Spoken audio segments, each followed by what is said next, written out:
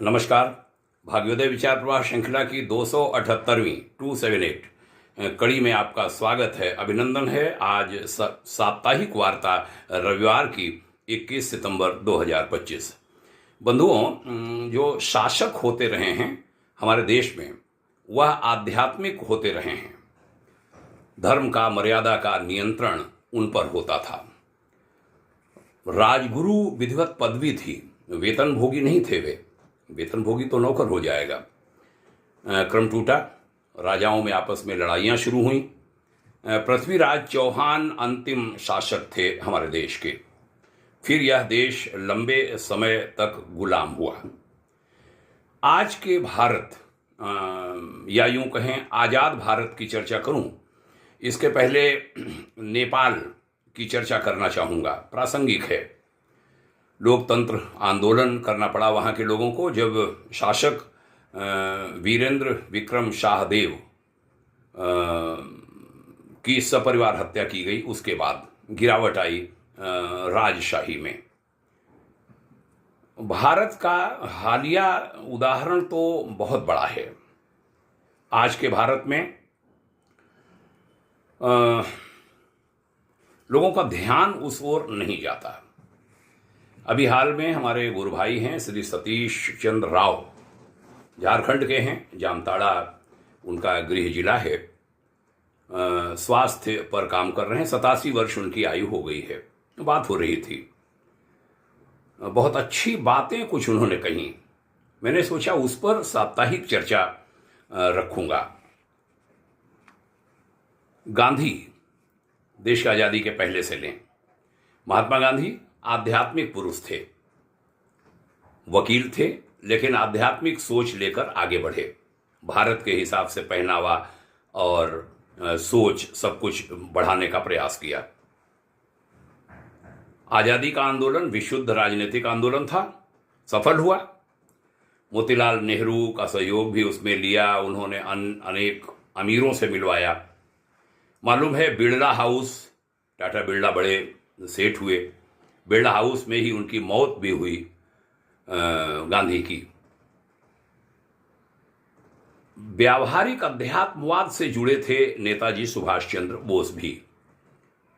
क्रांतिवीर हों हमारे भगत सिंह, आजाद, चंद्रशेखर जी इत्यादि, ये सभी आध्यात्मिक थे।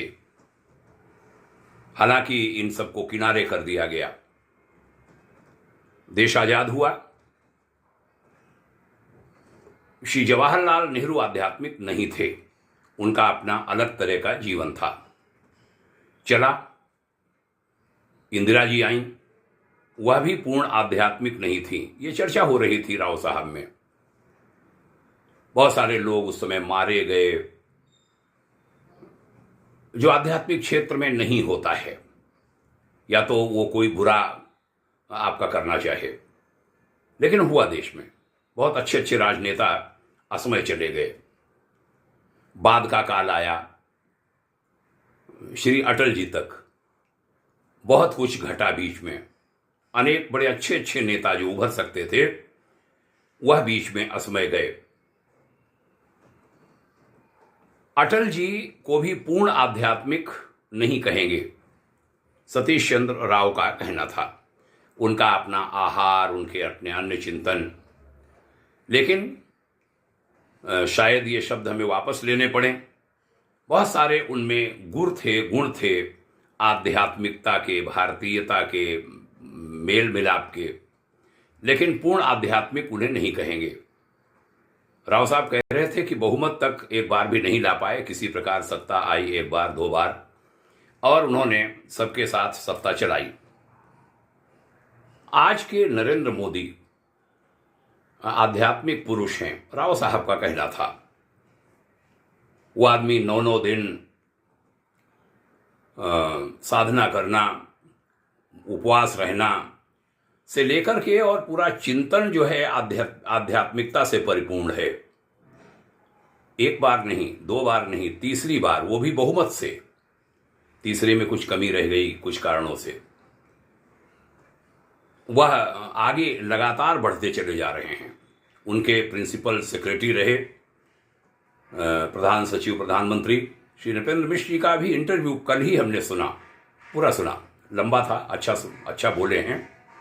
उन्होंने उनकी बहुत सारी चीजें बताई कि आज के लोग समझ नहीं पाते हमारे प्रधानमंत्री को। कोई कहता है कम पढ़े लिखे हैं, कोई कहता है ऐसे ही हैं। लेकिन उन्होंने कहा कि एक उदाहरण दिया कि अमेरिका के 50 से ज्यादा राज्य हैं, सारे राज्यों का उस आदमी ने भ्रमण किया मुख्यमंत्री बनने के पहले गुजरात में।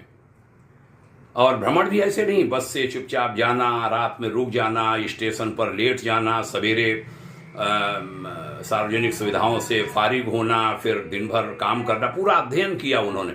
आज जो उनकी विदेश नीति की बात होती है, उन्होंने कहा कि हम जब विदेश विभाग के अधिकारियों के साथ उनके साथ बिठाते थे, लोग लोहा मानते थे कि विदेश के बारे में बहुत अच्छी समझ है, चीन के बारे में, अमेरिका के बारे में। चीन में भी ऐसे उन्होंने भ्रमण किया है। उन्हें उस समय मालूम भी नहीं होगा कि मैं कभी प्रधानमंत्री बनूंगा, लेकिन उन्होंने ये घूमा, जो भी उनका शौक हो। ये बता रहे थे प्रिंसिपल सेक्रेटरी टू पीएम। तो बहुत सारी चीजें उन्होंने सीखी हैं। और आध्यात्मिकता की, वहीं खा लेना, वहीं सिंपल खा लेना, आध्यात्मिक व्यक्ति ही ऐसा कर सकता है, नहीं तो जबान चटोरी होती है और गंदी आदतें होती हैं। पूर्व के लोगों में रही हैं बहुत खराब खराब आदतें, उन पर बड़े बड़े वीडियो पड़े हैं इतिहास में। वो जब सुनते हैं तो मन वितृष्णा से भर जाता है। फिर काल आया, एक घटना बीच में अन्ना हजारे की आई। वो भी व्यक्ति आध्यात्मिक पुरुष हैं, और उनके शिष्य आए। वो आध्यात्मिक पुरुष नहीं थे, लेकिन उनका लाभ उठाया और दो बार बीजेपी जैसी पार्टी को केंद्र में बहुमत की सत्ता होते हुए भी राजधानी दिल्ली में घुटनों पर ला दिया, केवल चेले ने। हालांकि वो खुद मिटे अपनी अनेक कमियों के कारण। सतीश राव जी कह रहे थे कि मैं शिबू सोरेन का साथी हूं। बिहार से झारखंड को अलग करने में विनोद बिहारी महतो, शिबू सोरेन, और अपना नाम लिया उन्होंने। शिबू सोरेन के पास भी मैं गया, उनको समझाया, आध्यात्मिकता की भाषा समझाई, वो माने नहीं। जेल गए तो जेल में भी मैं गया, आध्यात्मिक पुस्तकें दी, उन्होंने झटक दी कि यार कहां डाल रहे हो हमको चक्कर में, हमें राजनीति करने दो। बीमारियों से घिरे, अभी डेथ हो गई। बेटा सीएम रहते हुए जेल गया। आध्यात्मिकता के अभाव ने ऐसा होने दिया। राव साहब का ऐसा कहना था। सतीश राव ने 3 बार एमएलए का चुनाव भी लड़ा था, तीनों बार हारे, क्योंकि वो सुधारवादी बातें करते थे, वो अच्छे नहीं लगते थे मतदाता को। फिर खुद भी बुरी तरह बीमार पड़े, 20 लाख से ज्यादा खर्चा हुआ, हृदय की पीड़ा झेली, स्वस्थता की गारंटी नहीं, पैसा लगातार खर्च होगा। डॉक्टर्स कहते थे छोड़ दिया, मरूंगा या खुद को ठीक करूंगा। इस ओर बढ़े तो उसी में शांतिकुंज पहुंचे, पतंजलि भी गए। उसी दौरान देव संस्कृति विश्वविद्यालय में हमसे भेंट हुई थी।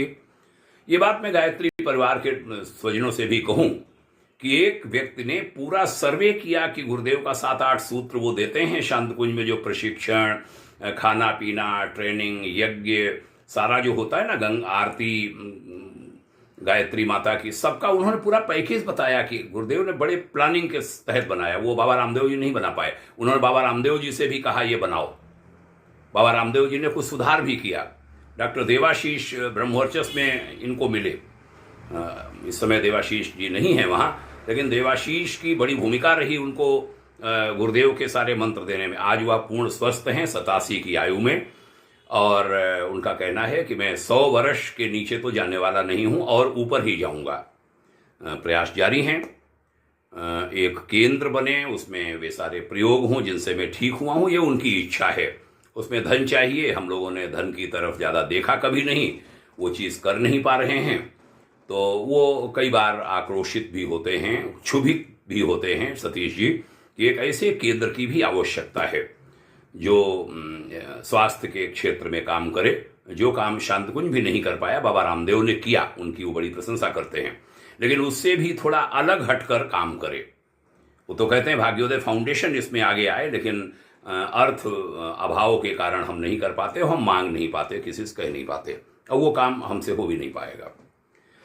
राव साहब बोले कि यदि बीजेपी ने योगी को श्री योगी आदित्यनाथ को पीएम का चेहरा बनाया तो यह सिलसिला आगे बढ़ेगा।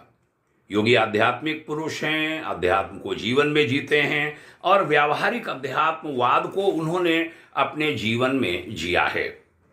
योगी का रथ रुका तो देश की राजनीति भटकेगी, अल्पमत राज फिर से आ जाएगा, अराजकता बढ़ेगी, अनिर्णय की स्थितियां बढ़ेंगी, हवा में तैरेंगी ये। देश में पढ़े लिखे समझदार और आध्यात्मिक पुरुष भी ऐसे लोग राजनीति की शुद्धता पर काम कर रहे हैं। हमारे संपर्क में भी कुछ लोग हैं। उनकी जड़ें गहरी जमने में समय लगेगा, सहज संभव होता नहीं, क्योंकि पैसे का भी अभाव होता है, दंडफंद भी राजनीति में खूब होता है, वो उनके पास है नहीं। लेकिन वो प्रवाह रुकना नहीं चाहिए। इसको लेकर के राजनीति में सुधार का लोग आगे बढ़ रहे हैं। नौकरियां छोड़ दी हैं बड़ी अच्छी अच्छी लोगों ने। अभी हमने दैनिक चरैवेति श्रृंखला में एक दिन बोला था कि भारत के 47% मिनिस्टर्स पूरे देश के, केंद्र और राज्य के, वे दागी हैं, कोर्ट्स के मामले झेल रहे हैं। ऐसे नेताओं की संख्या में कमी किस प्रकार आए, इसके लिए बड़ी अच्छी अच्छी नौकरियां छोड़कर लोग उतर पड़े हैं सुधार के लिए। और उनकी आयु अभी कम है, 50 के आसपास हैं, 50 वर्ष के इर्द गिर्द। उनके पास समय भी है और लेकिन जनता से उनका परिचय ज़्यादा अभी नहीं है। लेकिन सोच, प्लानिंग बहुत बड़ी है। अभियान चलाना चाहिए राजनीति में शुद्धता का। और उस दिशा में बात का समापन करते हुए कहूँ, श्री सतीश राव के कथन को ध्यान में रखकर कि आध्यात्मिकता मूल में होगी तभी ये बातें हो पाएंगी। हमने महात्मा गांधी से लेकर श्री नरेंद्र मोदी तक सांकेतिक चर्चा की, इस पर पूरी किताब लिखी जा सकती है। और जो आध्यात्मिक पुरुष होते हैं उनको ईश्वर भी सफल बनाता है और उनमें वो सारी चीजें होती, जनता भी विश्वास करती है। वह जनता भी जो सफाई के मंत्र को भी नहीं जानती। मैं कहा करता हूं कि जो व्यक्ति अपने घर का कूड़ा डस्टबिन में डालने के बजाय सड़क पर नाली में फेंक देने की आदत रखता हो, हालांकि इधर सुधार हुआ है मोदी जी के ही स्वच्छता अभियान से, नहीं तो हमारे देश में रहा कि फेंक देते हैं यहाँ वहाँ सड़क पर, क्या करना है, चलती गाड़ी से भी, ट्रेन से भी। लेकिन अब लोग सोचने लगे हैं। तो मैं कहा करता हूँ कि जो लोग डस्टबिन में कूड़ा न डालकर वहाँ फेंकते हों, वो वोट देने की, सही व्यक्ति को मतदान करने की समझ क्या रखेंगे। लेकिन वो समझ बढ़ रही है, कमियां दूर हो रही हैं। भगवान करे हमारा देश मजबूत हो और ये जो इस वार्ता के मंत्र आए हैं उससे राजनीतिक दल कुछ शिक्षा ले सकें। नए लोग भी जो राजनीति में आ रहे हैं वह बहुत सारी व्यावहारिक बातों को भी मद्देनजर रखते हुए आगे बढ़ें, सफल हों, यही मंगल कामना। भगवान करे हमारा राष्ट्र हर तरह से मजबूत बने, आध्यात्मिक तौर पर, राजनीतिक तौर पर, वित्तीय क्षेत्र में, परिवार निर्माण के क्षेत्र में, वैयक्तिक निर्माण के क्षेत्र में, यही मंगल कामना। यह वार्ता अन्य लोगों को भी सुनाइए, ऐसा निवेदन करता हूं। आपके उज्जवल भविष्य की शुभकामना करता हूं। यहां तक सुनने के लिए बहुत बहुत धन्यवाद। प्रणाम। जय हिंद। शुभकामना। ओम शांति।